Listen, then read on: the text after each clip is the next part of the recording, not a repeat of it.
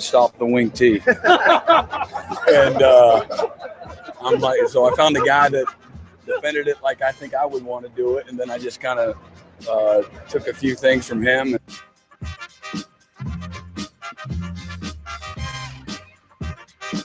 All right, good evening, everybody, and welcome into Sports Talk South Carolina Radio Network live on this Labor Day night. Welcome into the program. Phil Kornbluth, Kevin McCrary, the Professor Tom Hayes, and Jar March, Jared Rogers Martin, all together. Hope you've had a great holiday weekend. For some of you, it continues. For others of you, it's traveling back home and getting ready for the work week. And now we are ready to – we had a great opening weekend of college football that wraps up tonight with Florida State and Ole Miss. Very intriguing matchup in Orlando. Great game last night. Wow. Between Notre Dame and Texas.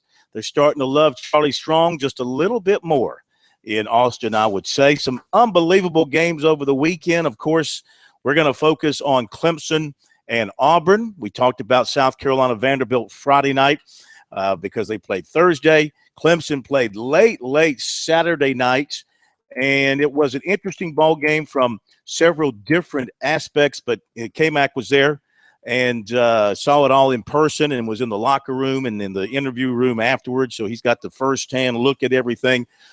K-Mac, I mean, the number one thing for Clemson is they went into a very hostile environment, and they came away with a win. Not exactly – the kind of performance we would expect from Clemson. We all thought the offense would be much more explosive than it was Saturday night. But you got to give Kevin Steele and Auburn's defense a lot of credit. We talked a lot about their defense going into the game and thought with some of their players and with Steele, no doubt, coaching his tail off, that they would give Clemson all they could handle defensively, and sure enough, they did. Yeah, I mean, this whole notion that Auburn doesn't have good football players. They've been recruiting at a high level. Their defense was actually getting better as the season progressed last year. They had some big-time injuries that hurt them, and they were recruiting very well there, and that showed. The offense was just a catastrophe for Auburn, and Gus Malzahn better get that bus back on the tracks or they're going to be in big trouble. He's going to be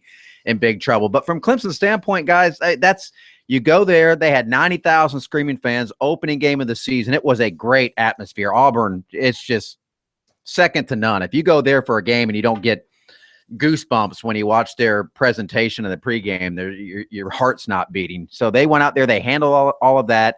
They took their best shot, and they won the game. So they go home 1-0. That's one of the tougher games they might have this season. Their defense was outstanding, so they're going to have a pretty good defense. The offense is going to get better. To me, if I'm Clemson and nobody got hurt, I don't think you could have really asked for much more from Clemson. That might have been better for them, more beneficial for them, Corn, than going out there and beating them by 40 points. Well, the interesting thing to me is I watch so much football that I guess I categorize games and keep them in the deep recesses of my mind. And I swear I was looking at Groundhog Day. I was looking at the Louisville game last year when Clemson stumbled all over the place and finally decided to win a football game. It seemed like Louisville to me, Corn. Now, the interesting thing about it is, and I know everybody will ask, and I'll answer the question for you. I thought that Dabo Swinney made a mistake. I'm lining up, kicking the field goal, and getting the winning margin because he opened the door for some more Jordan Hare magic to happen on those two Hail Mary passes in the back of the end zone. Plus, I think it tells your special teams, I don't trust you. I think you may get it blocked and they can take it back. So if I was Dabo, I would have lined up and kicked the field goal and put the game out of reach with about 3 minutes to go.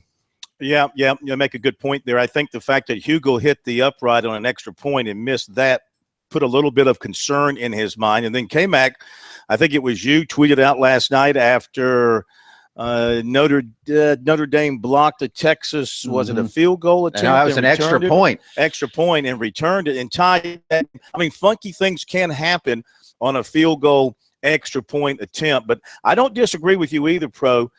You got to trust your special teams. at some point in time, and that would have put the game on ice. What do you think, K-Mac, from watching it in person? Well, watching it in person, I'm down there on the field, and I thought the game was over. Now if you weren't playing for a field goal there, then why not just take a knee and just run out the clock completely? They could have killed more time. I mean, they're running, so they're trying to get a first down, but running out of bounds was a bad decision by Gallman. But I mean, you don't call a play where there's even that option there, because he could have fumbled running the ball. You trust Gallman, but I mean, a strip and a scoop and a score can happen about as easy as a blocked field goal return the other way. It happens, but it doesn't happen a lot. But I didn't like the call on the field. I get where Dad was coming from, and he has a good thing to point to now with what happened in that Notre Dame game. Because there was 2 plays in that end zone where Auburn could have won that thing. That last one especially. Oh, yes. Jadar Johnson knocked it down. I had moved down to that end of the sideline. It happened, 15 feet in front of me. There were 2 Auburn players right there, and they both went up for the ball. And that ricochet, that ball's up there for a second. You never know what's going to happen. So I think you go up 9 there. But there was a high snap earlier in the game, guys, that they made that kick, but there was a high snap. I didn't notice this one, but Sweeney said this last night on the conference call, that they also had another low kick earlier in the game. So they weren't feeling really confident at that point in Hugel, despite the fact that he's a Groza candidate.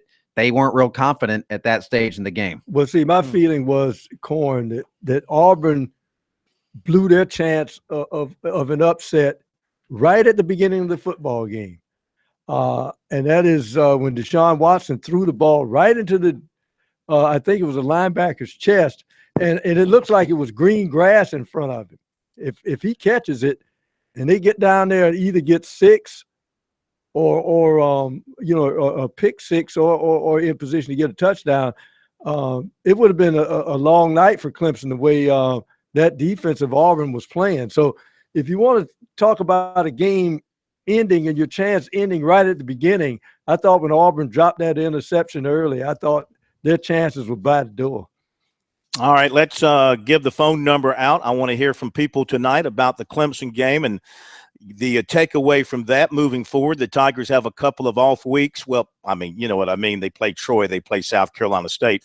Then they get Georgia Tech on a short week in Atlanta. So they'll be 3-0 going to Atlanta. But how will you be feeling, and how will the pollsters react to Clemson's performance on the road? They were only about, a 7-point favorite. So it wasn't like they went in as this overwhelming favorite by the odds makers. And you have to give Auburn credit for the setting, for the toughness of playing on the road at that particular venue, and for Kevin Steele getting it done. But I'll say this, and Pro, you know where I'm coming from here because he talked about it before. Who is his mentor? Yeah. Who's the guy he looks up to more than anybody else in football? You got me. Dom Capers. Now, Corn's going to tie this into the Packers. Capers. We're going to be talking about Aaron Rodgers for an hour. No. Dom Capers is his man. That's who he models himself afterwards. That's who he's learned a lot of his stuff from. And what did he do when Clemson, he had Clemson third down on the touchdown pass to Renfro? He came with the all-out blitz and left his men in his secondary in man coverage, and he got beat. Because got a great throw from Watson and a great catch from Renfro. And I've seen Capers do that time and time again with the Packers. Bring everything, bring everybody, and leave everybody in the secondary in man coverage and give up a big play and get beat. Now, if you get the sack or you force a bad pass and an interception, it's great. It's risk and reward. But you're talking about Deshaun Watson back there, who doesn't get rattled, as we saw in that game, how many times he stepped around tacklers and made big plays out of it. So a little bit of his tutelage there, I think, came back to haunt him. We'll hit a break, 800-956-7266. What do you think? Back in a moment.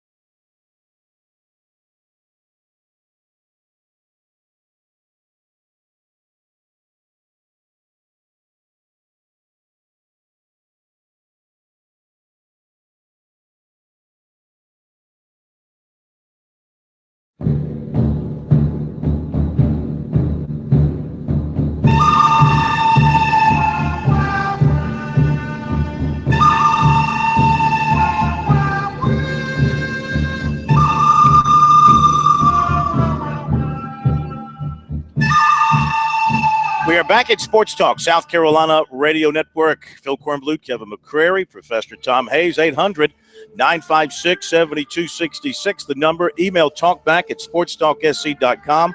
On Twitter, at SportsTalkSC. We'll check out some of your tweets from over the weekend because you were very active on the Twitter site, on the timeline over the weekend. So we'll check out some of that for you, too.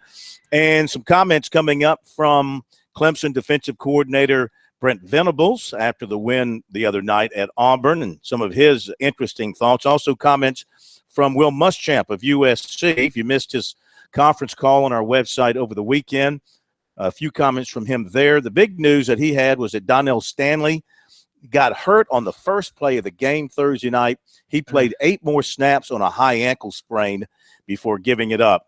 He's going to be out till mid-October. He's going to miss about half the season now. Those high ankle sprains, they are tough. Those are bad. Especially when you have, he has a size 22, 23 foot.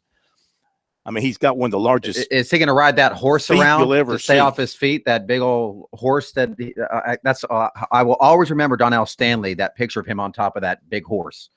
Yeah, with the cowboy hat. I went back and watched that.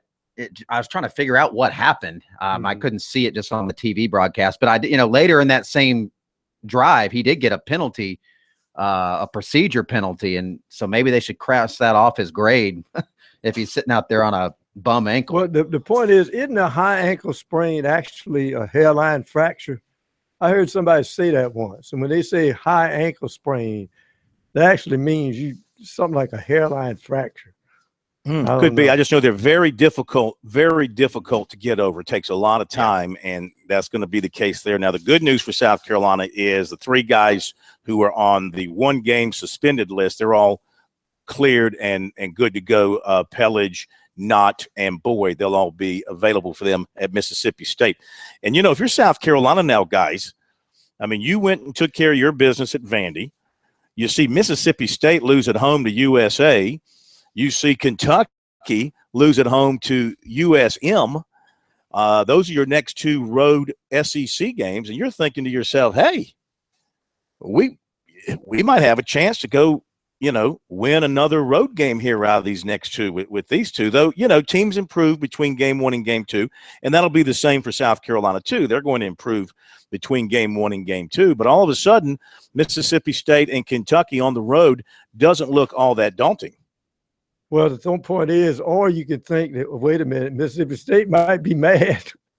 Well, they're going to be ticked off, no doubt about it. They had a 17-0 lead and blew it, but nothing like what Kentucky did. In fact, we were playing that spaghetti western music because what we have now is a good, bad, and ugly. I might as well get it out of the way right quick. The good, I want to say, is fantastic. I've never seen a running back come off a knee injury like Nick Chubb did. I mean, he ran like what knee? Yeah. I mean, especially on artificial turf in a dome stadium, and he just ran through North Carolina. Over 200-something yards. So I guess we will tack him on the Heisman watch after that game. The bad, we just mentioned it. Kentucky blowing a 34-10 lead at the half, and let a 35-10 lead, and let the Southern Miss roll off 34 unanswered points in the second half. The officiating in the Georgia-North Carolina game. I know it's picky, but I thought North Carolina got jogged. All right, I'm sure they deserved it. Nick Chubb was awesome. I mean, just stinking awesome. My good, bad, and ugly. I got a tie for the good. My tie for the good. Mike Williams was fantastic. First game in a regulation game, coming off the broken neck last year. He was fantastic. I mean, what can you say? He was fantastic. That's tied with the end of the truck race yesterday up in Canada. If you haven't had a chance to see it, go find the video. I'm in the infield media center, and you got the media press corps that covers NASCAR week in and week out. They're watching the race on television, and they applauded the end of that race. Did you see it? The 2 trucks going side by side in the dirt, crashing each other. Nemechek, the Nemechek kid, ended up winning, and then the other guy tackles him after he gets out of the truck. Best tackle. He comes over and tackles him. Yeah, that was great. Textbook, fantastic. Yeah. So that's my two goods. My bad was what was my bad was Kevin Harvick's pit crew, because in his opinion they cost him the race last night at Darlington. That would be my bad. And my ugly has to go to the LSU player that co-cocked Butte. that dude. Yeah, he got suspended too as a result. Co-cocked that poor guy up at Wisconsin, and that there's no call for that. My good, bad, and the ugly. Good, I'm going to go co-good here for 2 units. The defenses at USC and Clemson. Both had a lot of questions going into the season, and both really carried their teams to victories when the offense sputtered around at times. USC, I thought one of their better defensive performances in a couple of seasons, granted against Vanderbilt, and Clemson against an Auburn squad that's supposed to have all this great offense with the Gus bus. They were shut down, and that is my bad. Gus Malzahn's game plan was bad. That was an awful game plan. 3 quarterbacks running the wing T. It didn't matter. At halftime, they were averaging 0.1, not 1, 0.1 yards per carry at Auburn. I mean, they're recruiting in the top 20 every year with their classes, and that was all they could do, 0.1 yards. And my ugly, do we have the audio? I'm just going to play. This is it. The ugly corn was this question on the Dabo Sweeney teleconference yesterday. All right. Let's hear this. This is my ugly. Staying with Wayne Gallman for a second. All he does is block like an All-American tackle, catch like a first-round wide receiver, and still get you 100 yards rushing. Is there a better all-around back? And I know there's a guy out west getting a lot of notoriety. Is there a better all-around back than Wayne Gallman? Yeah, that's fanboy media taking over. And there was actually somebody in the press room at Jordan-Hare Stadium with a tiger paw on her cheek working in the media.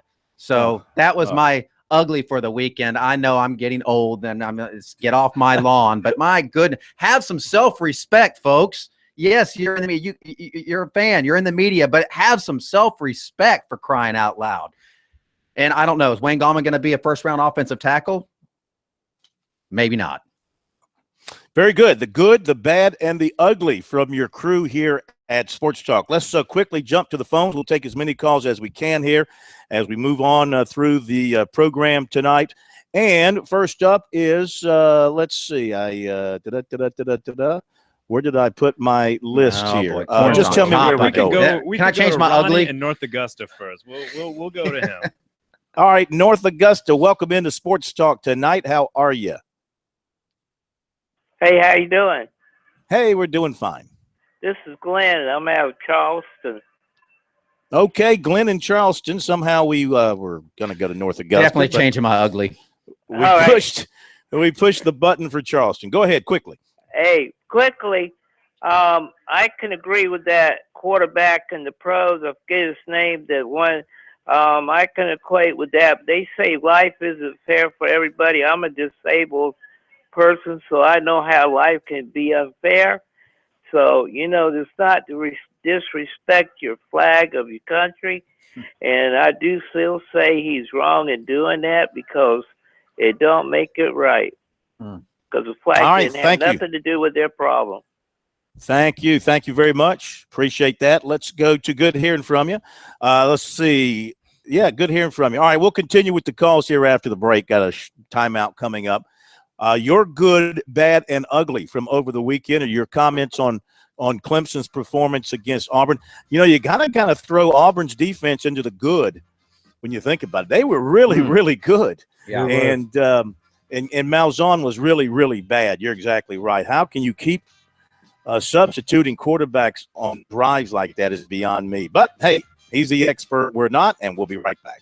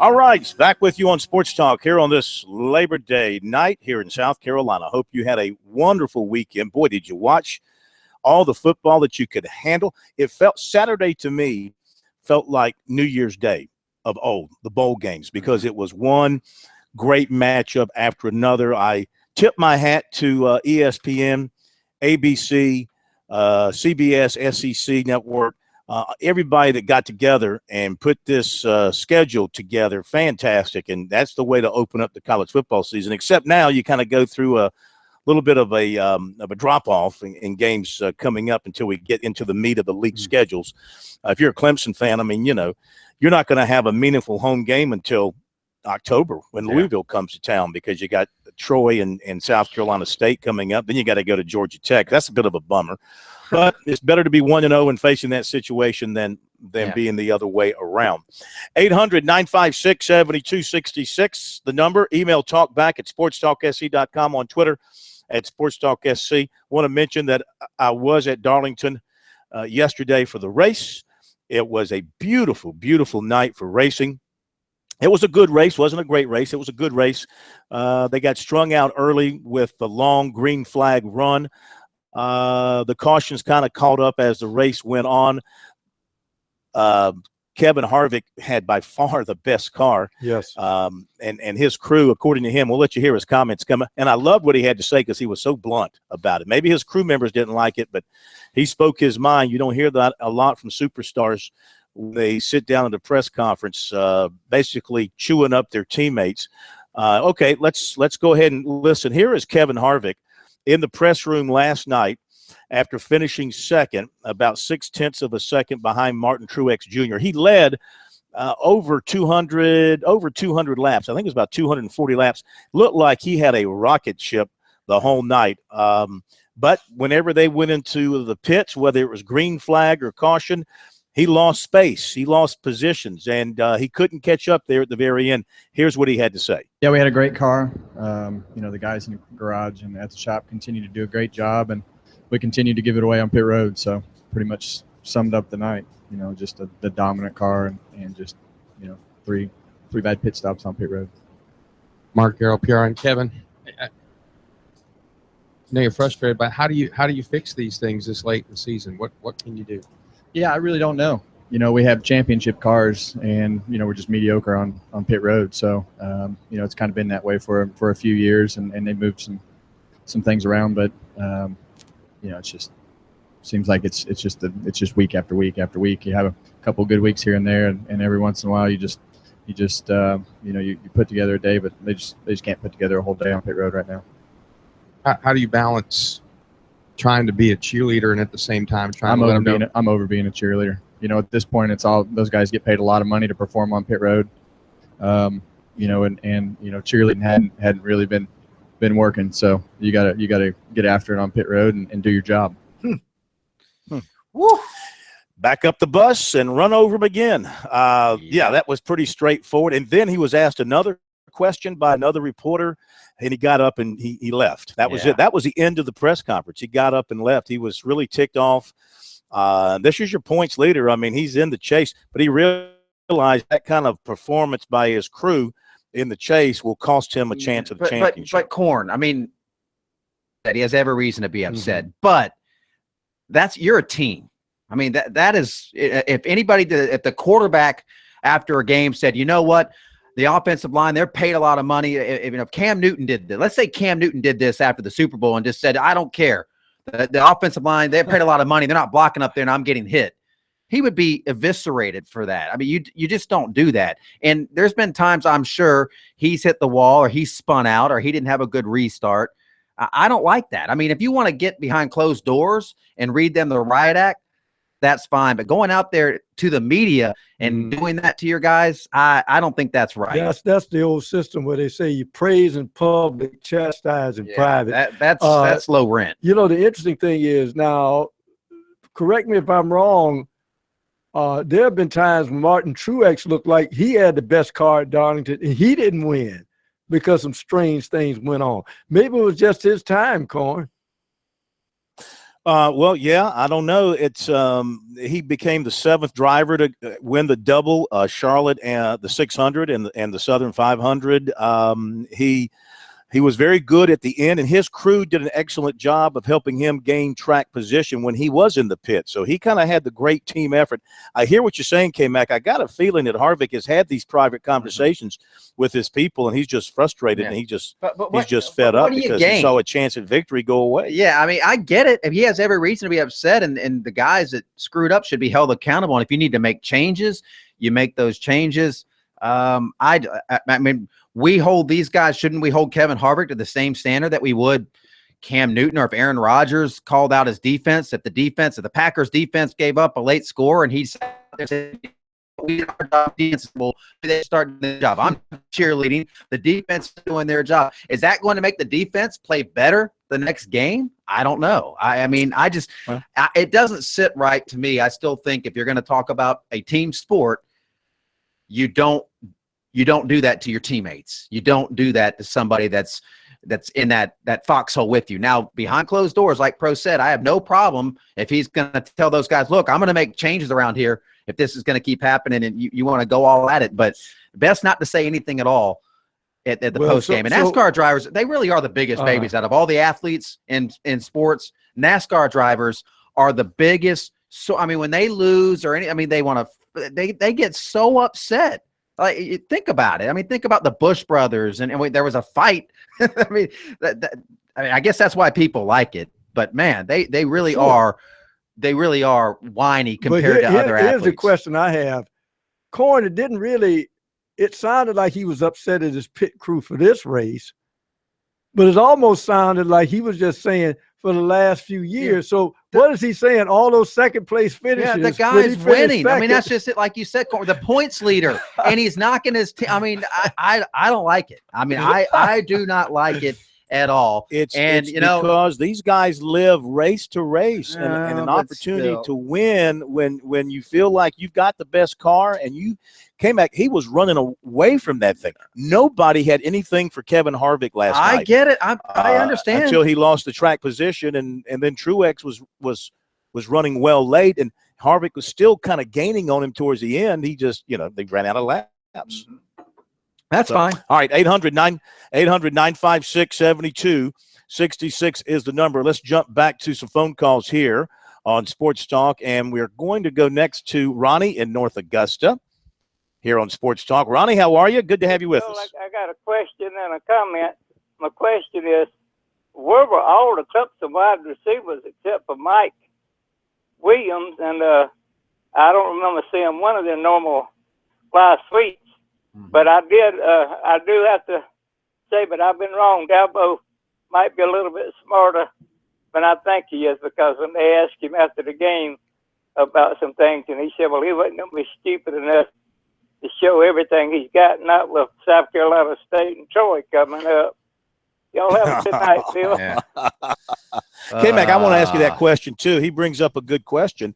Was Deshaun just locking in on Mike Williams only? Were the other receivers not able to get open? I know Jordan Leggett had one ball thrown to him. He dropped it. Mm-hmm. Not very much Artavis Scott. Not very much Deion Kane. Not very much Ray McLeod. Nope. What's the deal? Well, the explanation I was given, along with the rest of the media, was the way Auburn was playing and they're lining up their defense. They had Mike Williams one-on-one a majority of the night. And Mike Williams one-on-one to them was a matchup that they wanted to exploit with that back shoulder throw, which Watson excels at. I mean, there are NFL quarterbacks that are probably envious of Watson's back shoulder throw. And it was a play that worked. And really, Mike Williams left a lot out there. Mike Williams had a fumble and a few drops a couple that would have been scores that would have changed the game a little bit, but it was there. So basically they were taking what the defense was giving them, and it was Mike Williams one-on-one. So they were going to go to Mike Williams one-on-one. All right, we'll be right back. 800-956-7266. Give us a call.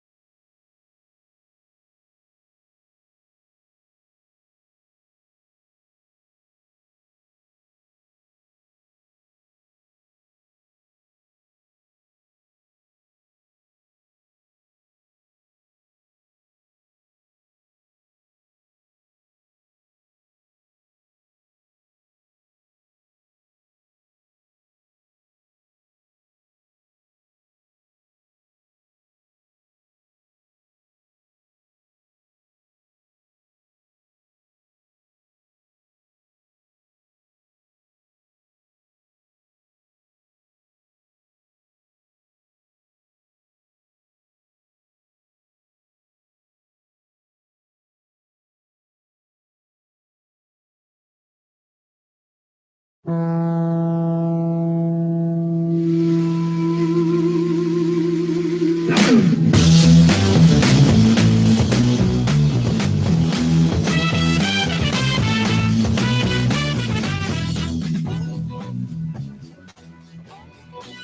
continue Sports Talk South Carolina Radio Network, 800-956-7266 is the number.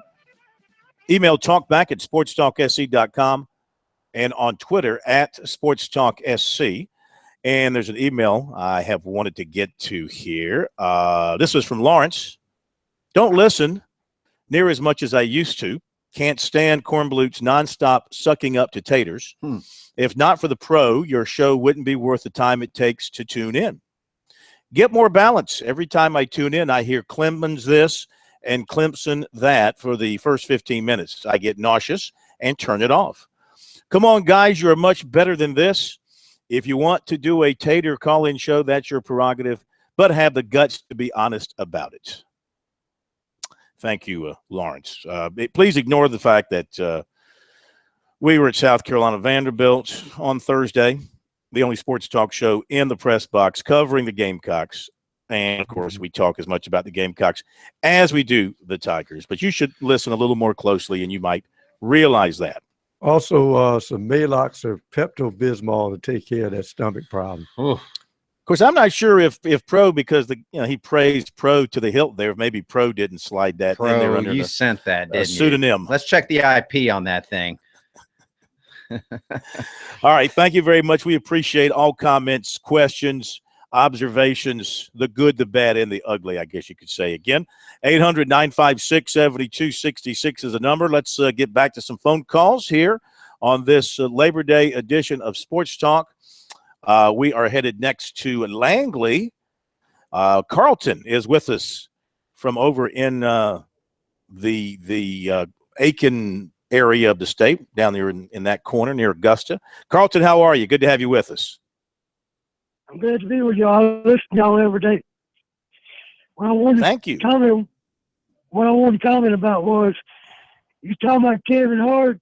I think what happened to the pitch that cost him time was something that the crew had nothing to do with. What it was, the impact wrench on the left back broke when they were changing the tires, and he had to grab another impact wrench. That cost him time in the pits. That's actually put him behind. Yeah. That's what happened in the pits when he got behind at the air restore. So it wasn't none of his men's fault. You can't tell when the equipment's going to tear up. Yeah, you're right. You're right. My vantage point in the race was right at the end of pit road up in the photographer's tower. That's where we stand. And Harvick had the number one pit stall, which is at the very end of pit road. So we got a great look at his pit stops. And, of course, looking at it through an amateur's eyes, which mine are when it comes to NASCAR, I'm always amazed at these guys. You talk about the ultimate team sport. I mean, NASCAR is the ultimate sport like football. I mean, the car, the driver's only as good as his car. The car is only as good as the people who build it and service it. And when he pulls into the pits, or any driver pulls into the pits, especially in a green flag stop, and you watch those guys go to work, it is incredible. 12, 13 seconds, 4-tire change, couple of tanks of gas, pull the shield off the windshield, clear the grill of any debris, drop the jack, and you're on your way. It's unbelievable athletic coordination among those guys. And the good teams, they have the good crews. And I tell you what, I walked up and down pit road prior to the race.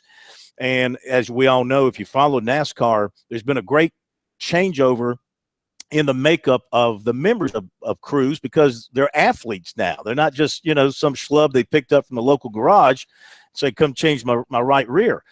These are athletes. They work out. They're former football players. I didn't catch up with him, but I saw him walking ahead of me, and former Clemson offensive lineman Landon Walker is with one of the teams. I can't recall which one he was with, but I saw this big guy walking ahead of me, and he had the name Walker on the back of his fire suit, and it was Landon Walker. I recognized him from a distance. So this is what they've done. They've gone out and brought in big, brawny football players and athletes to add speed and agility and athleticism to the pit crew. Not all pit crews are equal, of course. Some are better than others. But I heard, what you're saying is exactly right. They did have an equipment issue during one of those pit stops, but that did not do anything to tame his temper and his tongue when it came to talking about his crew. Thank you very much. Let's go to Alan in Sumter, next up with us here on Sports Talk. By the way, Carlton was listening on WKSX, and Alan joins us listening to WDXY FM over in Sumter. How are you, Alan? Good to have you with us. Thanks, Phil. Thanks for having me on. I was wondering, I got two questions I'll hear it off to hear from you. Why did you pick Clemson to lose? And also, I know Ronnie is going through some health problems, and I wish him well. But it seems like every time he calls, it's always a question about Clemson. He never says anything about the clock. Thanks, Phil. I think some of the medication he's under has made him a little bit delirious, and he's confused about who he really likes. I did not pick Clemson to lose. We need to make this clear on our picks when we post it on the website. Maybe you didn't catch it. We're picking against the spread. Yeah, and we're picking against the spread. So and actually, I picked Auburn. I picked Auburn because I took the points. If you listen to the show, I guess I could see your confusion. On the show, I said I'm picking Clemson to win, but I'm taking Auburn and the points because I wanted to win against the spread. So I did pick up a point there in our competition in picking games because Auburn obviously played Clemson to within the spread there. And thus, in terms of the gamblers, Auburn was the winner in terms of Vegas. But on the field, of course, Clemson was the winner. Yeah. I don't foresee myself picking against Clemson anytime this season in terms of who I think will win. I got to see what Florida State looks like tonight with that new quarterback. And of course, it's going to be in Tallahassee. That'll give me some pause. But otherwise, it's right down the list. Tigers, Tigers, Tigers, Tigers. Yeah, those were picked against the spread. There were a lot of people that were wondering that. Point spread, yeah. And that's why Dabo – thank you, Dabo, for not kicking that field goal. Otherwise, we would have all lost, even against the spread. That picked Auburn anyway, which Jarmar, do we have the updated numbers on the first weekend of the picking contest? We do have those numbers, and for first place, we've got a three-way tie as it goes right now, and that will not change as we go into a week, but that is Governor Jim Hodges. He picked 3, Clemson, Georgia, Alabama. Then I'm same with him, tit for tat on all those picks. Then, Corn, you're right there up with us with Carolina, Auburn for the spread, as you have said, and then Georgia. And after that, we've got K-Mac and the professor getting with 2. And in last place, Mr. Matt Long, who I should say did not pick Carolina and was the only one to do so. Serves him right. He's exactly where he needs to be. Southern Cal was a real in the bust. basement. What three-way tie with 3 wins right now, and all of us pick Florida, so we could all go 4. Well, so what do we take away here about Alabama? Now they, brand new quarterback Jalen Hurts, and he throws the ball pretty well, and that defense, my goodness. Of course, it is Southern Cal. Maybe Southern Cal was a bit overrated going in, perhaps.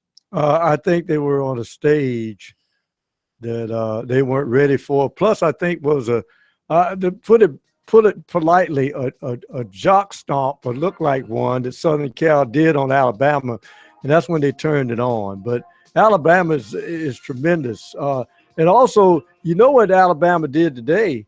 They hired a new analyst who won't coach this year, and Steve Sarkisian. So they've gotten one ex-Southern Cal guy stand on the sideline as offensive coordinator. Then they take a former Southern California head coach and makes him an analyst. But, Alabama looks like they're a machine right now. Yes, they do. All right, break is coming up. We'll continue with more of your calls on this Labor Day night. 800-956-72 is 800-956-7266. Give you the whole number. We'll hear from Venables and Muschamp, Mick Mixon as well, looking ahead to the Panthers opener, and we'll be back.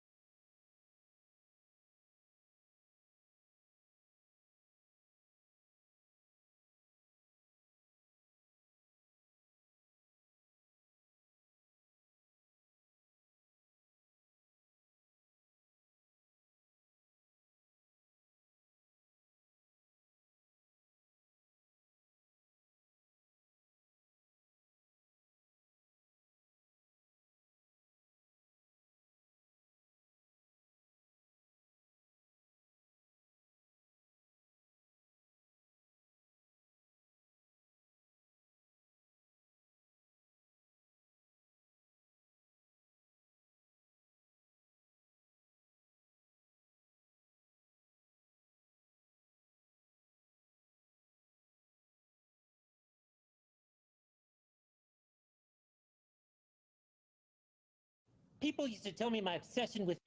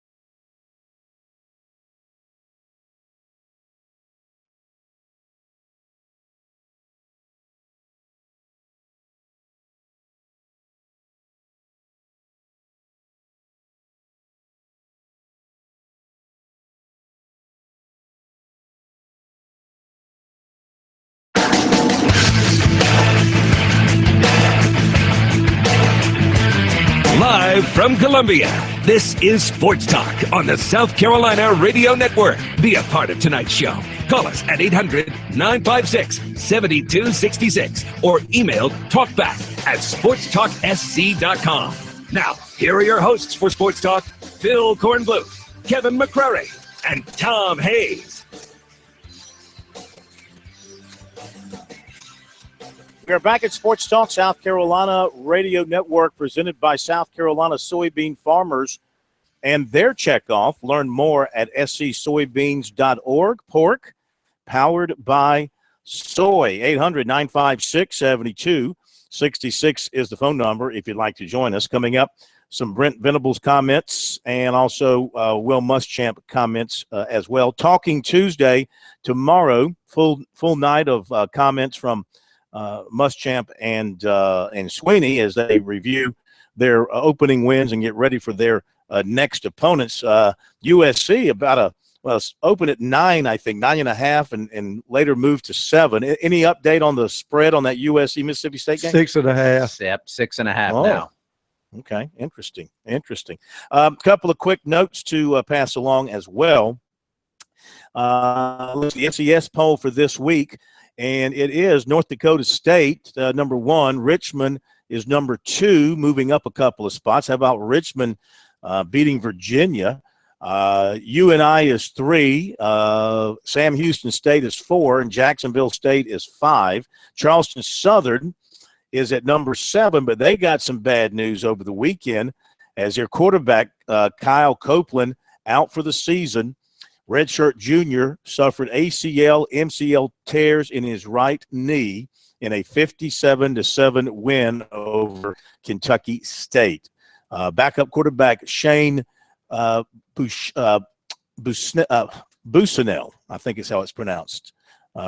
Shane Busanel and senior running back Darius Hammond also suffered injuries in the game. That ain't good for Charleston Southern. I mean, they had that great game at North Dakota State, played them to the wire.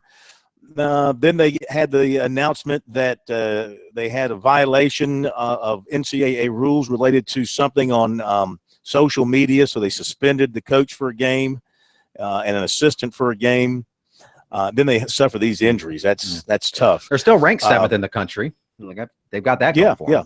That's what I'm saying. They're number 7, but they got Florida State coming up. The Citadel is 15 this week. Coastal Carolina is 17 this week. Coastal with a big win at Lamar, scoring 35 straight points. Oh, congratulations to our friends at Benedict. They get a win. Hey, am I correct? Was the final score 5-3? Yes, that's correct. Yeah, 5-3. Hey, run home get them any way you can. Get them any way you can, there's no guys. pictures on the record book, man. That's right. I'm happy for them. I know they're delighted to get the victory. North Greenville got a very good win over West Alabama. Furman played Michigan State, a heck of a game. Now, come on. Yes. They intercept. They're down 8, and then they turn around and throw an interception, and then Michigan State went down and scored. But Furman showed a lot of moxie in that game. Citadel pulled off a great win on the road. Wofford won their game on Thursday night. Of course, they had the scare to their starting linebacker, Michael Roach. Thank goodness he's okay. He was diagnosed with, Pro, help me out, hypertrophic cardiomyopathy. And they planted a defibrillator inside of him on Friday. It was an undiagnosed heart condition that he said I've had most likely since I was born, and it was caused by a genetic mutation. It causes the heart walls to thicken, and during exercise, it can result in loss of blood flow and the rhythm to get off beat. He said, I was on the field for the 13-play drive by Tennessee Tech, and my heart was beating very fast, but it was not pumping blood. I went into cardiac arrest, and for approximately 45 seconds had no pulse and was not breathing. The athletic trainers and doctors were in the right place at the right time to do what was needed. He got very good care from the two staffs of the teams and hospital there in Cookeville, Tennessee, and he survived. So that's a scare, and thank goodness it turned out okay. That's not the same thing Joe Red had, is it? It sounds like it. And Joe Red had to have a pacemaker. That's correct. Eventually, installed. But it sounds very similar. I don't know if it's the same thing or not, but the good news is he's okay. And I don't know if he can continue his football career or not with this. My guess is no, but it doesn't say in this release from Wofford anything about his football future. The TV ratings, Clemson and Auburn, a 2.8 overnight. That was ESPN's highest overnight of Saturday. Now, the ratings from yesterday, I believe the Notre Dame Texas game. What was that on ABC? Yes, because I was at the race. So that blew it up. That had a huge rating on ABC. That blew it up for those guys. But a good showing there for Clemson, Auburn, and the fans turning in. All right, I wanted to also mention a couple of recruiting items here for you while we have a moment. On Friday night, just as we were going off the air, Crestwood point guard Jay Morant committed to Murray State on his official visit there. He also had a USC offer. Very interesting that he would go ahead and commit to Murray State without even taking an official to USC, but I guess he liked it there at Murray State. Another USC basketball target, 6'10" Jordan Pierce of New Jersey, committed yesterday to Dayton. 2018 defensive end Xavier Thomas of Wilson did not make it to Auburn Sunday as he had planned. He now plans to be at USC for the East Carolina game. Wide receiver Austin Connor of Dutch Fork has a Final Four of USC, Vandy, Virginia Tech, and Georgia, though he tells us he hadn't heard from USC very much. So I think that's more of his wishful thinking than it is their interest in him. And 6'1", Deontay Buskey of Daphne, Alabama, committed to Charleston Southern. This is basketball. Committed to Charleston Southern on Saturday. Just a few notes here on this holiday. We'll get back into the heavy recruiting stuff starting tomorrow night. All right, 800-956-7266 is our number here on Sports Talk. Email talkback at Sports Talk SC, and on Twitter. Twitter address is at Sports Talk SC. Of course, our Twitter timeline was humming over the weekend with people commenting on things that we were reporting on and things that they were seeing. Here's a question from Carol. And maybe I did not see the Notre Dame-Texas game. I was at the race, so one of you guys can step up here. Why did Notre Dame get 2 points when they returned Texas's PAT for a touchdown? Well, I can answer that. Yeah. That's the rule. Mm-hmm. Now, I didn't see it. Was it blocked in some form or fashion or mishandled snap? What was it? It was a block and a scoop and a score. Okay. You get 2 points, Carol, when you are on defense in an extra point. Now, if it's a field goal and you return a missed field goal, it's a touchdown the other way. So just after the touchdown scores, point after touchdown. It's just like last year. Remember, Pharaoh Cooper fumbled at the half-yard line, going in trying to get a 2-point conversion to tie the game, and Kentucky picked it up and went 99 yards the other way and got 2. Yep. And, of course, in the bowl game against Nebraska, I think a Nebraska extra point was blocked, was it not? And Vic Hampton scooped it up and scored. Was it Vic Hampton? No, I think it was the guy at Buffalo, the corner. Oh, Stephon Gilmore. Stephon Gilmore picked it up and took it in for 2. Yeah, but that's the rule. It's been in vogue, for about 15 years now, I think. Good rule. Mm-hmm. Good rule. Yeah. Yep. But I want to say see what else we have here. Mm-hmm. Yeah, I was about to say that Texas and Notre Dame came back. We were watching the game. Showed you that a 2-quarterback system can be very deadly. Both teams had 2 tremendous quarterbacks for the things they did for their football teams. I think Texas and Notre Dame are going to be very dangerous. Yeah, I was happy to see Charlie Strong get that win, Corn. That was a big one that he needed there at Texas. Get those people off his back for half a minute. Absolutely. All right, we'll hit a break and come back with comments from Brent Venables. He had some interesting things to say about his defense and his strategy in that game at Auburn. That's coming up in a moment.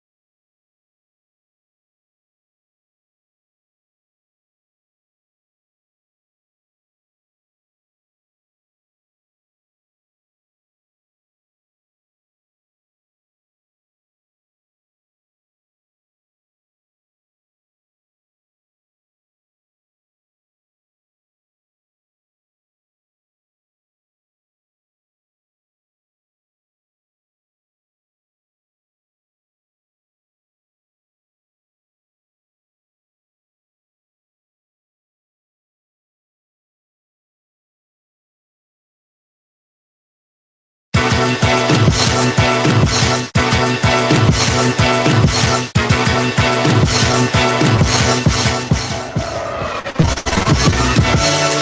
though what we do is wrong.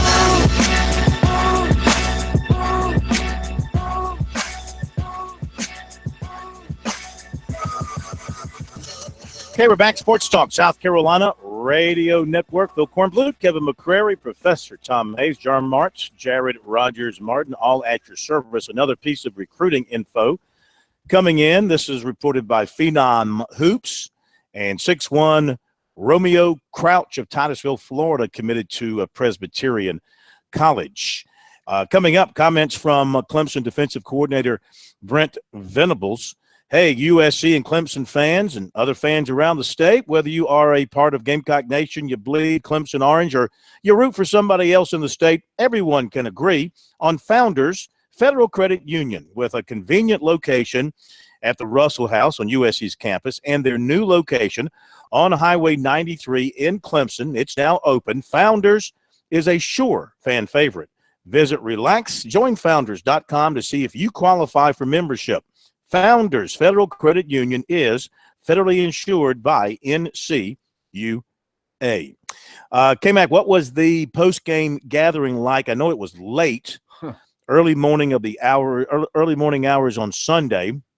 What was the gathering like in terms of how they brought them in, and then you had a chance to listen into some interesting things from Brent Venables? Yes. Well, they, of course, they kept us out of the media room until right before Dabo came in because it's right by the locker room and you can hear in there. And I don't think Clemson wanted us hearing Dabo make his speech, and I guess didn't want us to hear him dancing after the win, which he likes to do. But he came in and did his spiel, and the other players came out. And then Venables was the last one out, and he apologized. And he had just found out that Clemson was busing back home. That I guess he must have thought they were flying out of Opelika back home. He's like, I just found out we're busing. Can you believe that?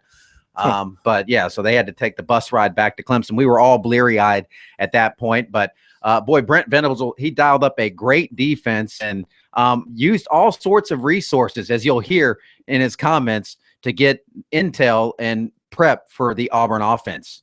Oh man, just love how they battled. That was a lot of fun. I mean, it was stressful too. Plenty of mistakes and things to fix and correct and learn from, but golly, just very impressed with how hard they fought and continue to find ways to get off the field and apply some rules in situations where they didn't really know a whole lot about, whether it's personnel or didn't do a great job at substituting. Sometimes we just weren't used to their substitution patterns and did a poor job of managing that from the sideline. But just very proud of them, and love the stop coming out of the locker room at halftime. Really thought it just set the tempo. You ever dealt with a deal where they're interchanging quarterbacks at the play? Well, it wasn't just that; it was a whole bunch of personnel groups. So it's on, and they do more than most people, but I haven't, and just to kind of try to get. It was hard to get into a rhythm. But we had the wing tee. We had thought that somebody had just said that they might be trying to do it. So we literally were watching Apopka High School, watching Rick Darlington at the Glazier Clinic on YouTube the night before last. And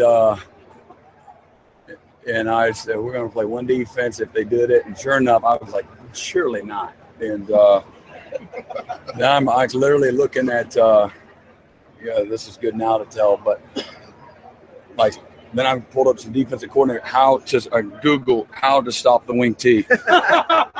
And I'm like, so I found a guy that defended it like I think I would want to do it. And then I just kind of took a few things from him and told our guys, look, I don't know if they're going to do it. We didn't want to panic our guys because, we could have worked on only that in our walkthrough, yesterday, but we needed to work on other things and didn't want to chase ghosts. And we at least had a basic plan for it. And for the most part, it was okay. I love that. I love that, Corn. Yeah. That So that's great stuff. So that's why Great stuff. So that's why they're outlawing tablets on the sideline. 'Cause Yeah. people start googling. And stuff. he was I mean, you hear something like that. He was being dead serious that he Googled how to stop the wing tee, found something that he liked, and went with that. And they had a base package, and it worked. I mean, Clemson's defense, all those question marks they had. And one thing that I remember in the preseason, Corn, that Venables said, and he said, all these people that are saying that our defense is going to be the weak link, that's good. I hope those people keep saying that because they're 100% wrong. And well, here's my take from if you're a Clemson fan, how you should feel. I mean, I shouldn't be telling you how you should feel, but this is how you should feel.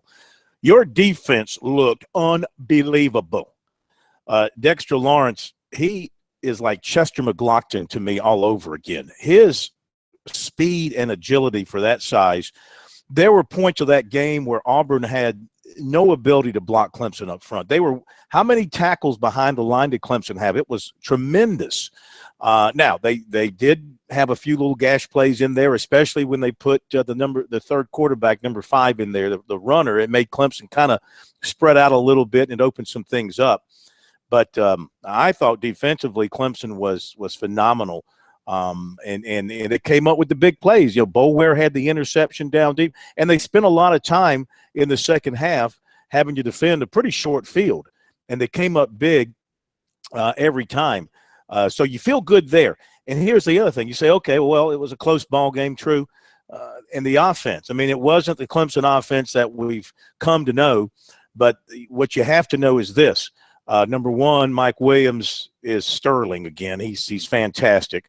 Number 2, Deshaun Watson, I don't think he was as crisp in the passing game as he will be as the season moves on, but he was certainly as agile and as quick thinking as he's ever been. He stepped around and away from pressure several times to keep drives alive. Wayne Gallman got 120-plus yards rushing against a very tough defense. That's good. So the point is, Clemson's offense is going to get better and click on all cylinders here, probably starting this week against Troy. With the defense already where it showed against Auburn, my goodness, it's going to be very stout all the way through the season as I see it right now. That defense really impressed me. It's interesting, and I think Dabo and I think Brent Venables asked themselves, our defensive line is what we're looking at because that's where defense starts, and they've got some stellar talent there. I think probably when you look at what Auburn is, the thing about Auburn is I don't think Auburn had an offensive identity. And so if I'm Brent Venables, I'm going to say my defensive line looks stellar. But I'm worried about those safeties because they left some guys open but when you have 4 guys that can rush the passer, they don't see those guys. Man, they were coming after. They were so aggressive. And I said it was my bad for the weekend. Gus Malzahn's game plan was trash. Yes. His offensive game plan was absolute garbage and really inexcusable for a guy that is supposed to be a quote-unquote offensive genius / guru. You got to do better than that. You say you're going to start Sean White. He gets 2 series. You jerk him out of there. You put in Jeremy Johnson, who did you not figure out last year that Jeremy Johnson wasn't capable of doing that job at a high level, but he kept going back to him. Then he started putting in all 3.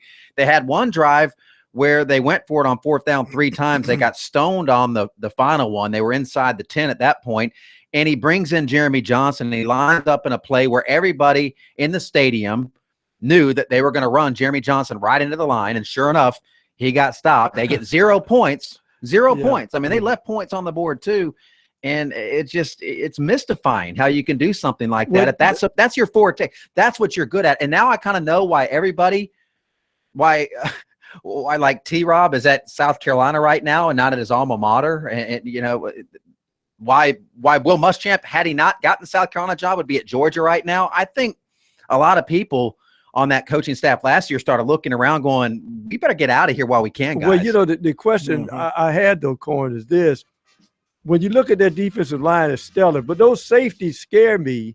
And if I'm Venables, I'm trying to devise something for Louisville and Florida State because those passing games will expose you. So it'd be interesting to see how he configures that defense as they go forward. All right, we'll be right back. David Shelton coming up.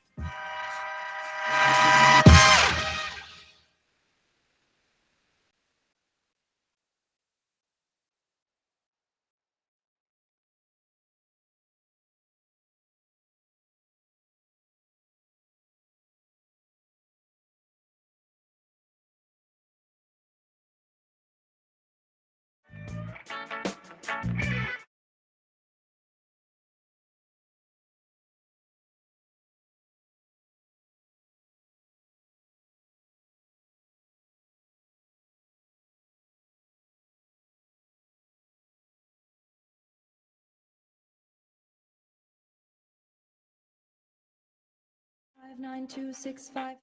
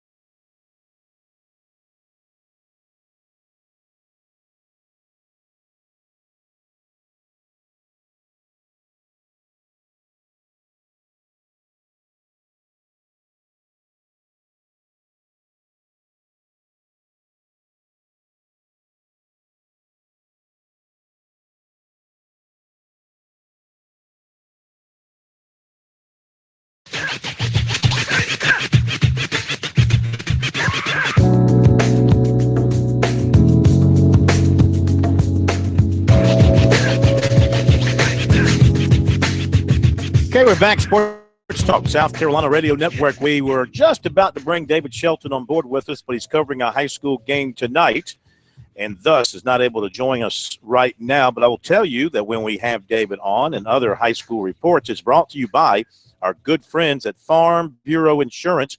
With new auto insurance rates from Farm Bureau Insurance, you can be saving a whole lot of money, even if you received a quote before. Rates are now more competitive than ever. Get a free quote today from your local Farm Bureau insurance agent. And the high school weekend continues, of course, with the all the rain and everything. Games were played on Thursday. Some games were played on Friday. Games were played yesterday. I'm sorry, what is today? Games were played on Saturday, and some games are being played today. Just checking out what I can see on Twitter. South Aiken leading Swansea 14-3. That was in the first half a little while ago. And checking to see if I see any other scores being posted for this. There aren't too many games tonight, but there were just a handful of games out there. So anyway, that's what we have for you there. All right, back with you on Sports Talk, looking ahead to South Carolina, Mississippi State. And the Gamecocks feeling okay after the win over Vanderbilt. They feel like they more than dodged a bullet. I think they kind of feel like they maybe gained a little bit of self-confidence with that win on the road and kind of feel like, you know what, we're not quite as bad as a lot of people think we are. We have some good players, and we've got a chance to maybe do a little bit better than people think. And getting a win on the road is certainly a great start.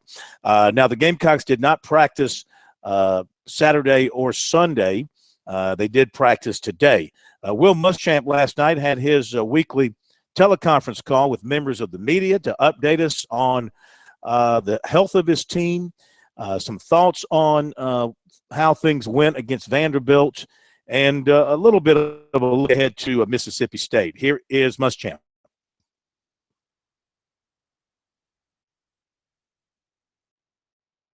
Okay, we'll get to a Muschamp in just a moment. I am told the audio is has gone to the restroom. I'll be back in just a moment. Here we go.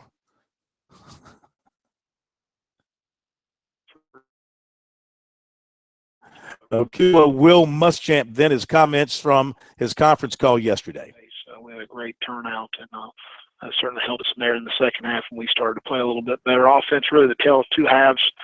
A lot of self-inflicted issues in the first half, just some things that was very uncharacteristic of us. So I don't know if it was nerves or inexperience or whatever the case may be. But at the end of the day, we just would be very hard to overcome all of the issues that we inflicted ourselves on. But Vanderbilt's got a very good defense. That's something that I think we kind of keep forgetting, that they do a nice job defensively. I think he's recruited really good players on defense, and they do a nice job. We ended up with 9 explosives, most of all of those coming in the second half. The 2 turnovers, one was on special teams, but the one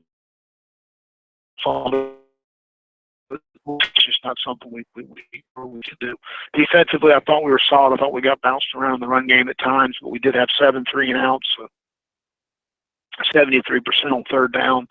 I thought we tackled well, and they had some good backs. Ralph Webb's a really good player in passing game. 23 is a big physical back and runs extremely hard. We only gave up 1 explosive, but we didn't get any turnovers. We had 4 opportunities and interceptions, and I felt like we dropped all of them. We had opportunities to get our hands on the ball and finish on plays. That's some things that didn't get it done. Special teams are down 3 punts inside the 10-yard line, which is outstanding. We won the battle of field position. Obviously, the way the game started with AJ's decision and Debo's fumbled punt is not something we can have happen moving forward. So that was disappointing. But again, overall, we're very pleased with our guys' attitude and resiliency to go on the road. As far as the injuries concerned, really came out pretty good. Donnell Stanley has a high ankle sprain, and we'll get him back probably after the open date. Is what we're targeting right now. So pretty severe ankle there, and a guy that he got hurt on the first play of the game, got rolled up on, and he played for the next 8 plays. I don't know how he did that, but he's a tough young man, and we need to get him back. But we need to improve in a lot of areas. But the thing that, again, I was most pleased with was going on the road with a lot of newness and a lot of firsts taking place for your team, and the guys battling through that. And we certainly caused a lot of issues for ourselves, and very proud of we were able to battle through it and make the plays we needed to, and I'll open it up for any questions. Do you feel like you need to address Mississippi State's loss to South Alabama with your team, or do you just let that, that was last week and we move on and we do our thing for preparation? That's last week, and we just move forward, Josh. To me, I don't it's any given Saturday. Anyone can beat anyone. I think you see the parity in college football right now. And, South Alabama's got some good players. At the end of the day, I told somebody, made a comment to me Friday, well, they just play South Alabama. I said, South Alabama's got a bunch of good football players. They got a bunch of good athletes. They've got some transfers in there. Joey and his staff do a really good job. And so, again, we'll face a different football team on Saturday night in Starkville. We know that. And we just need to worry about South Carolina and take care of our preparation. That's all I'll worry about. And do you name a starting quarterback this week, or do you want to keep it the same way you did last week? Well, we'll see how his bonuses was outstanding, and him coming in the second half. So I think both guys are going to play. When Brandon was in the game, we moved the ball. We moved the ball extremely well, and we just got to take care of the football, and that's the bottom line. And that's where, at halftime, that was the discussion Kurt and I had, was about taking care of the ball. It's a field position game. We're still in the ball game, and we knew that our guys were going to come out of the funk a little bit as far as some of the issues that we had. Were all very correctable. That was the exciting part watching the tape. A lot of very correctable things. Again, I'll continue throughout the year, but right now, Perry Brandon's going to play. You're live. Champ from his conference call yesterday, and you heard him say that it will be Perry Orth starting, but McElwain is going to play. And there's no secret. Why not start Orth again? He led you in the second half, played the entire way at Vandy, did a nice job. He had a good second half throwing the football. The team seemed to respond to him. So why another hostile environment, SEC road game? So, yeah, I think that's a very smart move on his part. Now, what they've got to do, guys, Mississippi State is going to pay a lot of attention to Brian Edwards, thinking that, this guy caught 9 balls the other night and really nobody else caught anything except a cold. So they better find somebody else who can step up. You heard him. I'm not sure if we played. I think we played this part. Maybe not. I don't think we did. He said later on that they've got to find somebody to step up in the slot and catch the dang football. That Casey Crosby did a nice job. I think you may see more of him. They got to get Hurst.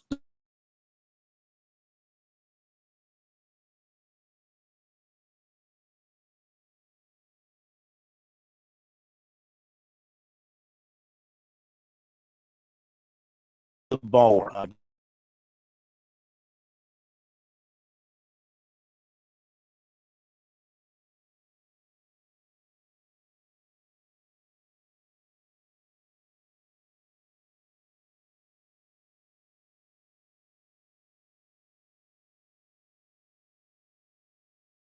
He got open, Yeah. but he didn't catch the football. Kind of important. But I think the interesting could thing, not agree more. Yeah, I think the interesting thing, Phil, is they talk about him in practice being a good route runner. I may see some of Dawkins.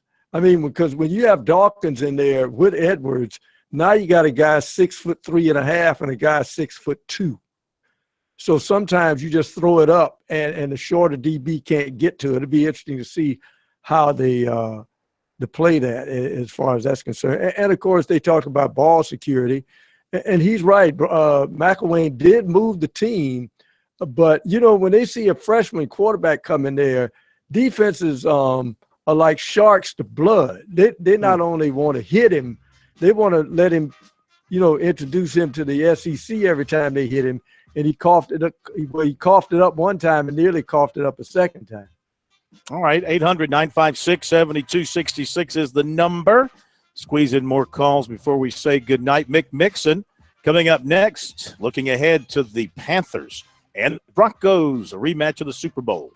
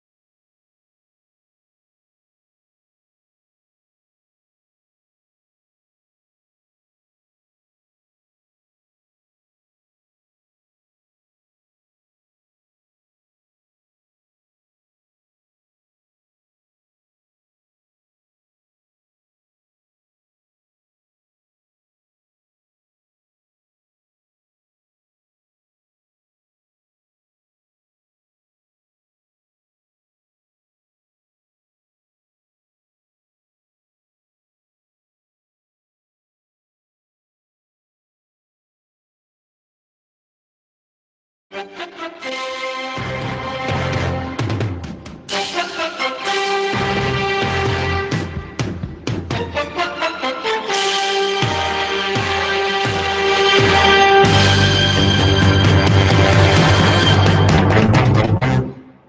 am sick and tired of these meaningless NFL exhibition games. Let's play some real football. How about it? And it's coming at us like a freight train. The Panthers and the Broncos coming up Thursday night to open up the NFL season. We welcome in the voice of the Panthers to Sports Talk, Mick Mixon. How are you, sir? Are you ready for some real football? I can't wait, Corn. I'll tell you what I'm sick to death of. I'm sick to death of friends of mine that I know football. They understand football. Rimmer is going to be able to block Von Miller this time. Yeah. The answer is, if Mike Rimmers were Von Miller, he'd be Von Miller. I mean, he can't. No one offensive lineman really can. Defensive linemen, defensive linemen are better athletes. They're twitchier than offensive linemen. So that's why the offense has the slight advantage of knowing where they want to go, knowing the snap count, a little bit of help, a strategic advantage. So I think it's going to be a great matchup. I think this matchup has nothing to do with Super Bowl 50, and it has everything to do with the season opening game for two teams that aspire to great things this year. Yeah, you're exactly right. I mean, there's some key pieces missing from both teams. So it's all about the new season. Yet, you know how these players are, those that were in the game. And the last time these two teams played a real game, it was against each other. And it was a dandy. And, there'll be some revenge, I'm sure, on the minds of the Panthers players. And the Broncos, with their new quarterback, will be out to say, hey, it was no mistake we beat you last time. Sure. Don't you know there'll be some trash talking, too? If Von Miller, DeMarcus Ware should sack Cam Newton, you can just imagine them saying, man, you weren't any good last time we saw you, and you're not any good now. If the Panthers could somehow win the game, they might have a word or two to say. But, all credit to Denver. They got the ring. And until you experience absolute victory, you're just a climber. Yeah. But you know what? The team, the organization has to be thrilled because of what it did last year, and now you get to open the season up on NBC on Thursday Night Football at the defending champion in a rematch. I mean, it's like the Panthers now have really arrived. I know they've been there before, but it just seems like the stability and the upward progression of this organization and team just continues. I think so. I mean, I think this is another good football team, Corn. I think offensively better than a year ago, potentially. Defensively, last year's team had so many takeaways. I mean, such a great year in the giveaway takeaway game. It's going to be another ball hawking defense again. I think special teams might have even gotten better with the rise to prominence of Damiere Byrd in the return game. The Panthers kept 6 receivers this year. Damiere Byrd is a big reason for that.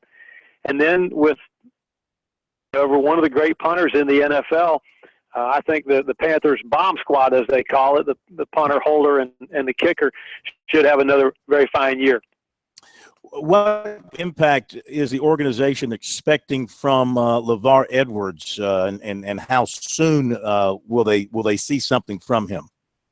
Well, the way the practice squad goes, you gotta, if you put your claim in and you're successful, you don't put that guy on your practice squad. It's not tit for tat. He goes right to the 53. He'll wear number 93. He's been on Dallas. He's been with Buffalo. So he's been around a little bit. The Panthers really like him, Corn. They like his frame. They like his ability to his versatility. He's been in a 3-4 and a 4-3. So the Panthers, he's the exact kind of player Dave Gettleman loves, a personality player who can come off the edge and make something happen and affect the ball. Are you satisfied that they satisfactorily replaced Josh Norman? Am I personally satisfied? I won't speak for the whole organization. Josh, and there's only, Mother Nature only gives you so many Josh Normans. He's like a Steve Spurrier in a way, with that big personality, the ability to think creatively. They're just not, when you lose one of those, there's not many like him that you can go get. But I do think that Bradbury's been fantastic. He'll start at one of the corners. Bradbury wears number 24, just like Josh Norman. And I don't think the Panthers, hopefully the Panthers will not miss him too much. All right. Should we expect anything new from a broadcast standpoint? Any tweaks to the crew, to the production, or pretty much the same? Well, I'm breaking in some new highlighters this year, so hopefully the depth chart won't look too bad. Other than that, Jordan Gross will not be with us as our sideline reporter this year. Corn, he's just taking it to the address. So we'll have Sharon Thorsland for home games and Mike Kraft for road games. Well, we will be listening, and we will be watching, and we will be talking, and best of luck on Thursday. Hope it goes well. I can't wait, brother. Thanks for the coverage you give us. Oh, our pleasure. Thank you. Thank you very much. The voice of the Panthers, Mick Mixon, and we thank Mick for being with us. He's with us every Monday night except when the Panthers play a Monday night game. Pretty exciting to have the NFL back in full throat starting on Thursday with the Panthers and the Broncos. Let's see, a couple of high school scores. I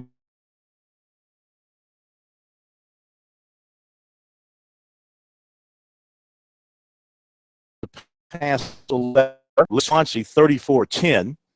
That was headed towards the half. And I saw another score. Bishop England beat St. John's 42-12. So that's final. And that's all I see so far. So if I find a couple of others, I'll pass them along. Yeah, here's the interesting thing over the weekend we were talking about. Louisiana Lafayette has fired defensive coordinator Melvin Smith the day after the Raging Cajuns lost 45-10 at home to Boise State in their 2016 opener. Smith spent 2013 and 14 as cornerbacks coach at Auburn, coached at Alabama in 2002, was hired by Louisiana Lafayette as assistant head coach and cornerbacks coach in January 2015, and soon after promoted to coordinator. And the Raging Cajuns finished tied for 5th in the Sun Belt last year in total defense, but he put 584 yards in the first game, and even though it's Boise State, I told him he had to go. The Southern Conference Offensive Player of the Week, Tyler Renew from the Citadel. How often are we going to hear this guy's name? He led all Southern Conference rushers and ranked 7th in the FCS after piling up 146 yards on the ground in the season-opening win over Mercer last Thursday. That gives him 4 100-yard rushing games in the last 5. And it will be Furman and the Citadel playing Saturday down in Charleston. That's a big, big game. Furman looked really good against Michigan State. Yes. Had a chance to win there. Citadel, of course, goes on the road and beats Mercer. This is a big game for Coach Fowler over at Furman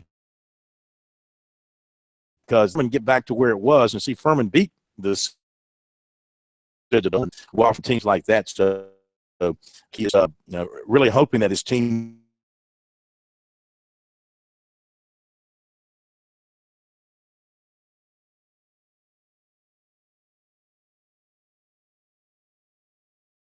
can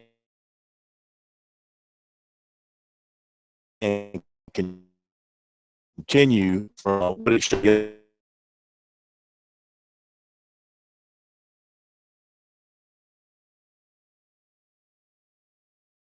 As much as I love Chad Kelly, and I think he'll have a decent game if he doesn't get clobbered back there, I have to go Florida State tonight. I have to go Florida State, too. I thought Ole Miss lost so much from last year at wide receiver, offensive line, defensive line. I think it's FSU tonight. FSU.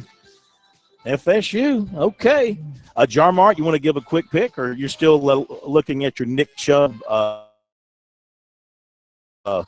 you have there that you brought with you? You know, I polished it already, but, since it's polished, I'm going FSU, keeping along with my picks. Have a great night. We'll see you tomorrow. Talking Tuesday.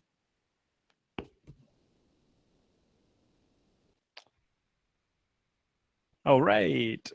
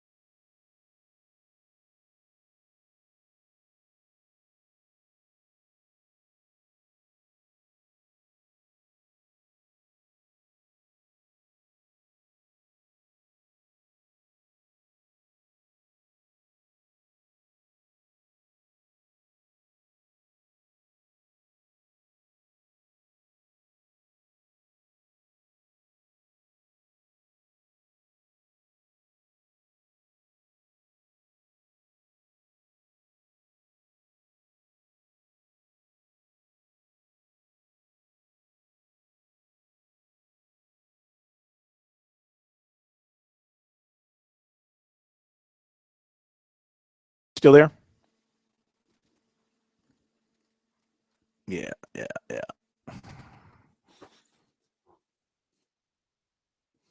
Okay. I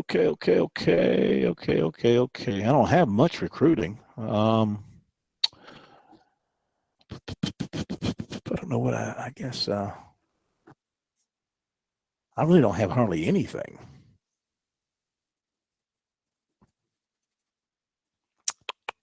Let me see what we got here. Hang on a second.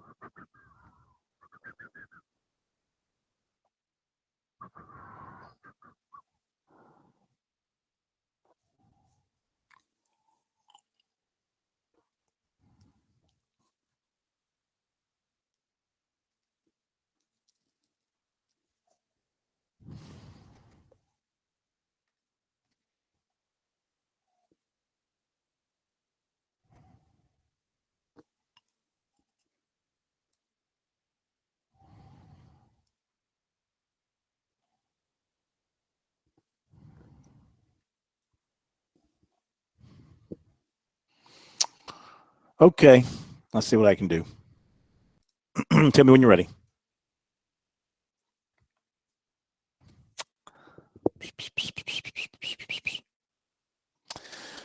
All right, coming down in 3, 2, 1. Wide receiver Austin Connor of Dutch Fork has helped his team get off to a good start this season. As for recruiting, he's got a top 4 of USC, Vanderbilt, Virginia Tech, and Georgia. However, he says he's not really hearing all that much from USC. He just wants to have the Gamecocks on his list because he likes them.